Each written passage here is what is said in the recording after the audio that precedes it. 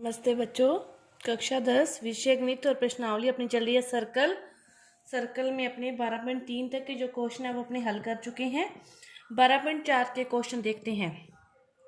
तो देखो 12.4 का पहला क्वेश्चन क्या दे रखा है कि एक चक्रीय चतुर्भुज का एक कोण आपको दिया हुआ है और सम्मुख कोण आपको ज्ञात करना है। तो देखो कि चक्रीय चतुर्भुज के सम्मुख दोनों कोणों का योग कितना होता है 180 डिग्री। सम्मुख दोनों कोणों का योग कितना होता है 180 डिग्री। तो आपको एक कोण दिया हुआ है तो दूसरा ज्ञात करना है। तो क्या करोगे 180 में से उसको घटा दोगे। अब कितना दे रखा है 70 दे रखा है तो 180 में से 70 को घटा दिया तो आपका दूसरा कोण कितना आ गया 110 डिग्री। इसी तरह इसमें 135 दे रखा है तो दूसरा निकालोगे तो 180 में से 135 को घटा दोगे तो आपके पास आ जाएगा 10 में से 5 गए 5 और 7 में से गए 45। 112 दे रखा है तो 180 में से 112 को घटा दोगे तो आपके पास आ जाएगा 7 में से 6। इसी प्रकार ये सारे क्या करने हैं आपने 180 में से आपने 54 को घटा देना है और 180 में से ही आपने 165 को घटा देना है। तो दूसरे जो कोण है वो आपके पास आ जाएंगे। 180 में से 165 गया तो आपके पास कितना आएगा 10 में से 5 गए 5 15 डिग्री। इसी तरह इसको घटा दोगे तो 10 में से गए तो 6 और 7 में से 5 गए तो 2 और 1 का 1 126 डिग्री। तो ये आपका सम्मुख कोण आ गई। कि एक बात याद रखनी है बस भी चक्रीय चतुर्भुज है उसका एक कोण देकर आपसे सम्मुख कोण पूछा है तो सम्मुख दोनों कोणों का योग कितना होता है 180 डिग्री। इसमें तो सीधी वैल्यू दे रखी थी। अब इसमें देखो क्या दे रखा है आपको सम्मुख कोण दे रखे हैं। जो एक कोण है वो दूसरे का 2/7 है। तो देखो कैसे हल करेंगे अपने इस चीज को कि एक कोण को यदि x मानते हैं तो दूसरा कोण क्या है उसका 2/7 x है। उसी का क्या है 2/7 है और सम्मुख दोनों कोणों का योग होगा कितना 180 ही। अब देखो x plus 2/7 x equal to 180। इसको हल करेंगे लेस है लेकर इसके नीचे 1 लगा दिया। लेस है कितना आया 7। यहाँ पे कितना आ गया 7x प्लस 2x 180। 7 और 2 9x 7 इजिकल टू 180। यहाँ से x की वैल्यू निकालनी है तो 180 गुना 7/9 9 दूनी 18 20 और 7 दूनी कितना आ गया 140। एक कोण आ गया 140। एक कोण कितना है x है वो तो कितना आ गया 140। दूसरा उसका क्या है 2/7 x है तो 2/7 गुना 140 20 20 दूनी 40 डिग्री। एक कोण है 40 तो दूसरा है 140 डिग्री। ये है पहला क्वेश्चन। अब दूसरा इसी की तरह क्या है इसको हल करते हैं कि एक कोण को यदि x मानते हैं तो दूसरा कोण क्या दे रखा है इसका 11/4 तो 11/4 है।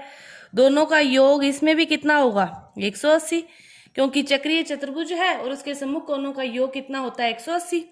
यहाँ पर 4 क्या ले लिया लेस है तो 4x plus 11x equal to 180। 11x और 4x 15x 4 180। यहाँ से अपने को x की वैल्यू निकालनी है। x की वैल्यू क्या आ जाएगी 180 4/15 तो 3 5 है 15 3 6 18 0। यहाँ पे 12 12 चौके कितनी आ गई 48। x की वैल्यू कितनी आ गई 48। एक x 48 है। दूसरा यहाँ से निकालोगे तो 11/4 गुना 48 12 और यहाँ से मल्टीप्लाई करोगे तो 2 11 कम 11 और 2 13 132। एक 48 है और दूसरा कितना है 132। ये आपका है दोनों कोण। मतलब सम्मुख कोण का नाम आते ही आपने क्या याद रखना है कि एक कोण दोनों कोणों का योग कितना होगा 180 ही होगा। दोनों कोणों का योग हमेशा कितना होगा 180। इसी तरह देखो तीसरा क्वेश्चन। ये क्या दे रखा है आपको एबीसीडी के चारों कोणों का मान दे रखा है। तो देखो इसमें भी सम्मुख कोण आमने सामने के कौन सम्मुख कोण होते हैं तो इन दोनों का योग भी कितना होगा 180। इन दोनों का योग भी कितना होगा 180। तो पहले अपने करते हैं कोण B प्लस कोण D इक्वल टू 180।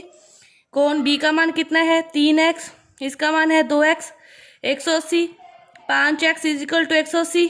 x का मान निकालना है तो 180/5 5 दिए 15 और 36। इसमें 36 x की वैल्यू 36 आई है तो 2x है तो इसका 36 दूना 72। 3x है तो 3 6 18 3 3 9 10 108 डिग्री। ये दोनों का मान तो ये हो गया। अब इन दोनों का निकालना है इसी तरह कि कोण ए प्लस कोण C equal to 180, y plus 2y equal to 180, ये कितना हो गया 3y इक्वल टू 180, और यहाँ से y की वैल्यू निकालोगे 180 बटा में 3 कितना आ गया 60 डिग्री। ये y है, ये तो कितना रहेगा 60 डिग्री रहेगा। ये 2y है कि 60 को 2 से मल्टीप्लाई कर दोगे तो यहाँ पे कितना आ जाएगा 120 डिग्री। कि ये देखो तीनों क्वेश्चन, पहला दूसरा तीसरा, तीनों क्वेश्चन क्या है, एक ही नियम पर है कि चक्रीय चतुर्भुज के समूह कोणों का योग कितना होता है 180 होता है। चक्रीय चतुर्भुज के समूह कोणों का योग कितना होता है 180 होता है। इसके बाद देखो चौथा क्वेश्चन, इस प्रकार चौथा क्वेश्चन दे रखा है आपको और ये चिन्हित कर रखे हैं, उनकी आपसे वैल्यू पूछी है। तो देखो पहले अपने लेते हैं, जैसे इन दोनों का योग कितना होगा 180 होगा ना, बी किसी का भी ले लो, चलो पहले जैसे बी ए एफ और बी ई एफ, ये भी तो समूह कोण है, ये दोनों समूह कोण है, इसी तरह इन दोनों में है। तो पहले इन दोनों का ले लें कि वी ए एफ और बी ई एफ कितना होगा 180 दोनों का योग, कि कोण बी ए एफ प्लस कोण बी ई एफ इनका योग कितना होगा 180 होगा। इसी तरह कोण बी ई एफ और ये वाला पूरा कोण भी कितना होगा, पूरा कोण भी ये वाला कितना होगा 180 होगा पूरा कोण। तो बी ई एफ और बी ई डी इन दोनों का योग भी कितना होगा 180। तो वहां से अपने इसको रख सकते हैं इसकी के बराबर ही, कि कोण बी ई एफ प्लस कोण बी ई डी। तो बी ई एफ से बी ई एफ कट गया, तो कोण बी ए एफ है वो बराबर हो गया कोण बी ई डी के, यहां से ये बराबर हो गया। तो बी ई डी तो कितना है ए है और बी ए एफ कितना है 65 है, तो ए की वैल्यू कितनी आ गई अपने पास 65 डिग्री। अब ये दोनों कितने हैं 180, चक्रीय चतुर्भुज है, तो ए प्लस डी इक्वल टू कितना 180।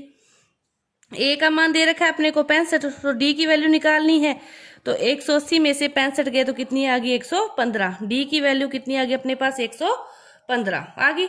अब इसी तरह ये दोनों की वैल्यू सी और बी की वैल्यू कितनी आएगी, कोण सी प्लस कोण वी इक्वल टू कितनी 180, कोण सी प्लस कोण वी इक्वल टू 180। इससे पहले अपने को कोण सी की वैल्यू चाहिए, और कोण सी की वैल्यू कैसे आएगी, सेम उसी तरह ही जिस तरह ये थी, जिस तरह ये निकाली थी अभी अपने, उसी तरह क्या आएगी कोण सी की वैल्यू। कोण सी की वैल्यू क्या आएगी कि A F E, A F जैसे ये वाला कोण इसके इक्वल था तो ये वाला कोण इसके इक्वल आएगा उसी अकॉर्डिंग भी। सिमिलरिटी भी तो लिख सकते हो, ए 65 है तो सी कितना होगा 91, कि कोण सी की वैल्यू 91, नहीं तो अपने इसी मेथड से ये निकालेंगे तो ये आ जाएगा। ठीक है, सी की जगह 91 लिखेंगे तो 91 प्लस कोण वी इक्वल टू 180। तो कोण वी की वैल्यू 180 में से 91 गए तो आपके पास कितनी आ गई 89। ए की वैल्यू आ गई 65, डी की वैल्यू आ गई, सी की वैल्यू आ गई 91 और अपने पास बी की वैल्यू भी आ गई 89। तो ये सारी जो वैल्यू निकालनी थी ABCD की, ये सारी क्या आ गई अपने पास आ गई। तो आपकी ये जो एक भाग है 12.4 का पूरा हुआ। आगे का जो भाग है वो अपने अगली वीडियो में करेंगे। धन्यवाद।